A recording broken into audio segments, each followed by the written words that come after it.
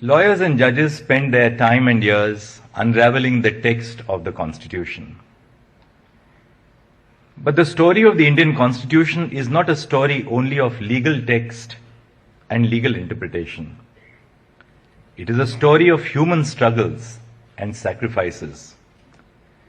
It is a story of undoing injustice against the marginalized sections of our society, the women, the disabled, the Dalits, and members belonging to tribes and segments situated in far-flung areas of the country.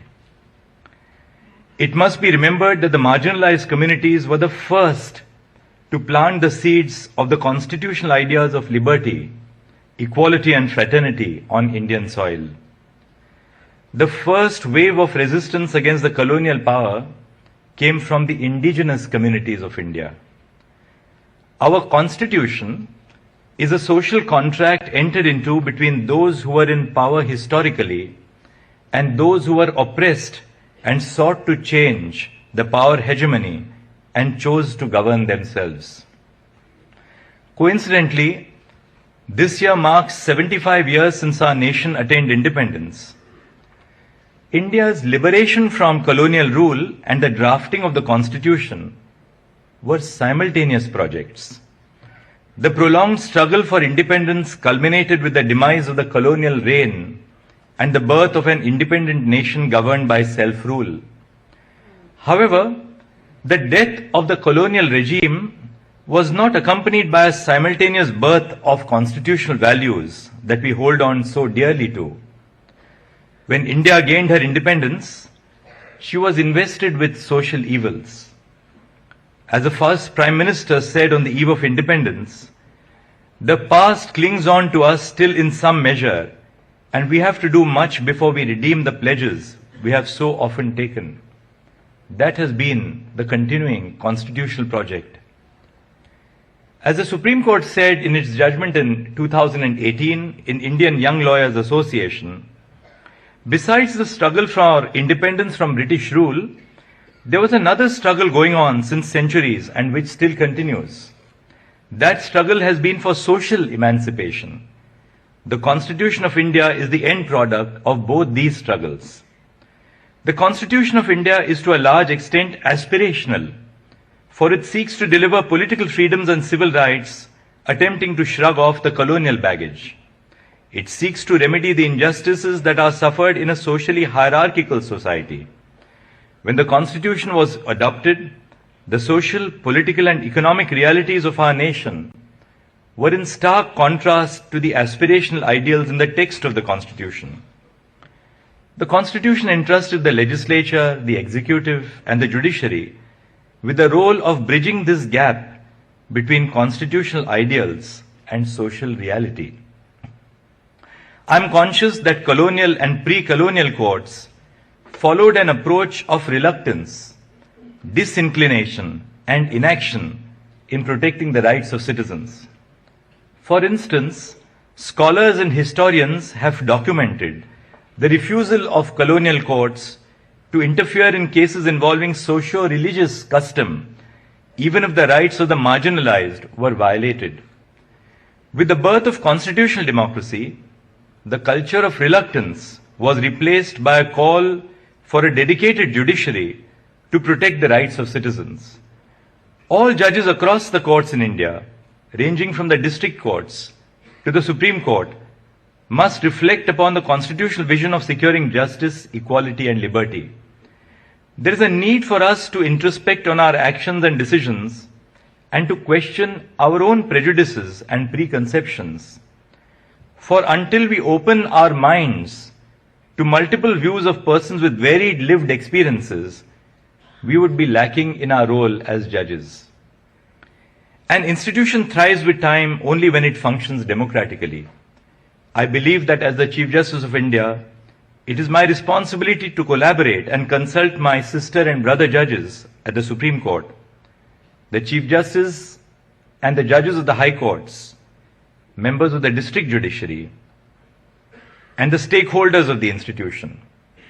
It is crucial that we tap on the experience of the diverse section of people who are part of the judiciary Their knowledge and understanding would undeniably strengthen the institution. That is why it is all the more important that the representation of marginalized communities and women in the legal profession and the judiciary is enhanced. The Indian courts have been at the forefront, protecting the rights of the marginalized groups and upholding the rule of law. The jurisprudence that has emanated from our courts in India has influenced decisions in far-flung nations as diverse as Australia, Kenya, South Africa, Jamaica, Uganda, Fiji, Sri Lanka, Bangladesh, Nepal, Malaysia and Singapore, which share similar problems. In a nation as large, diverse and graded as ours, the paramount challenge that the judiciary as an institution faces is to ensure that the justice delivery system is accessible to everyone. Challenges require dedicated actions.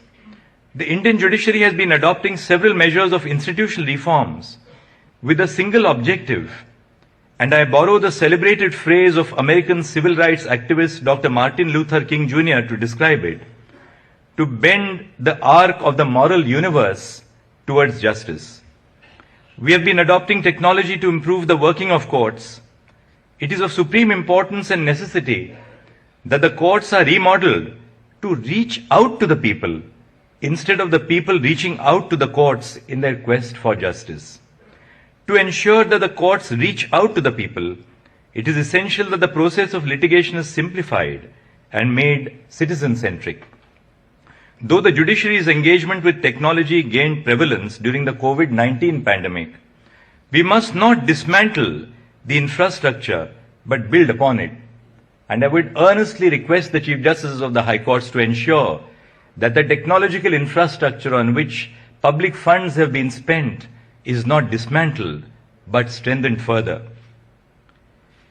The Supreme Court now functions in a hybrid mode with both online and offline courts, which enable lawyers and parties in person to appear from different parts of the country. Though the Supreme Court is located on Tilak Marg, the Supreme Court is a Supreme Court for the entire nation. As the Chief Justice, I am attempting to adopt technology-based services in the listing of cases and court hearings so that institutional flaws such as delays in listing and hearing can be removed from our vocabularies. The E-Committee of the Supreme Court of India uses technology to make the justice delivery system more accessible and citizen-centric.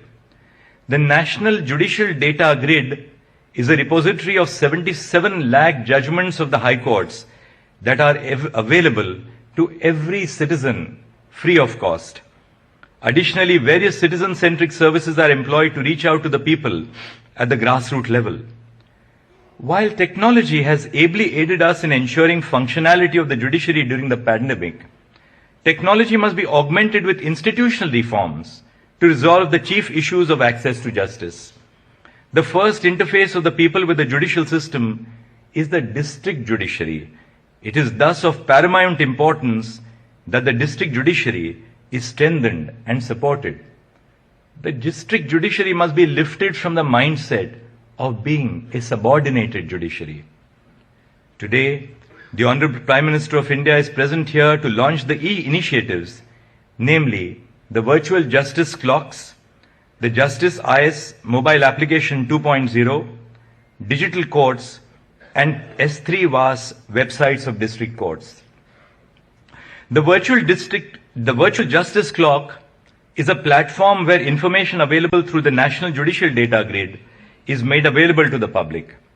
Virtual justice clocks for the District Judiciary of India are a real-time informative public dashboard which provide information in 3 levels, covering all the states, districts and court establishments in India. The dashboard provides real-time status which is refreshed and updated every 15 minutes. The Justice Mobile App 2.0 is developed for the judges of the district courts in the country. The app is provided to judicial officers to monitor pendency and disposal of his or her court at the handset 24/7. Digital Courts is a green initiative of the Indian judiciary in the form of a desktop app that has been developed to make courts paperless or digital.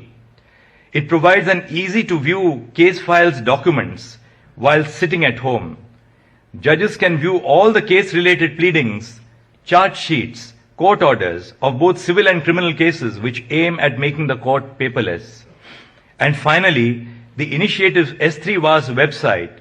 The acronym S3VAS stands for Secure, Scalable and Sugamya Website as a Service. Through the Digital Court and S3VAS initiatives, the websites of district courts are being upgraded from the existing system to a platform which is secure, scalable and accessible. Content published in the website is accessible so that even persons with disabilities, including visual disabilities, would be able to access the information using assistive technologies. These initiatives reflect upon the commitment of the Indian judiciary towards providing access to justice to our own citizens. Our endeavor is to enhance access to justice. This must not be understood in narrow terms of enriching the experience of those who are already in possession of access, but by reaching out to those groups and communities that are denied basic rights. Access to justice must be defined in the expression of upholding the faith and perception that the general public holds in the legal system. I can assure everyone that the initiatives launched today are a part of a larger technological and institutional advancement of the Indian judiciary to ensure that even the most disadvantaged communities in the country do not stumble while reaching out to justice. Before I conclude, I would like to emphasize on the relevance and constitutional values, not just to the judicial branch, but to all institutions and sections of the society. The evolution of a society can only ensue on the foundations of liberty, equality, and fraternity, the trinity of values highlighted by Dr. Babasaheb Ambedkar in his last address to the Constituent Assembly. Therefore, I appeal to the young minds to reflect on the social realities of India and work towards achieving fraternity by dedicating themselves to the cause of justice in whatever way possible. Sometimes, change happens by small acts of kindness. The heart and the soul of law, as it is administered in our courts, is our sense of compassion to our citizens. With that, I thank you. Jai Hind.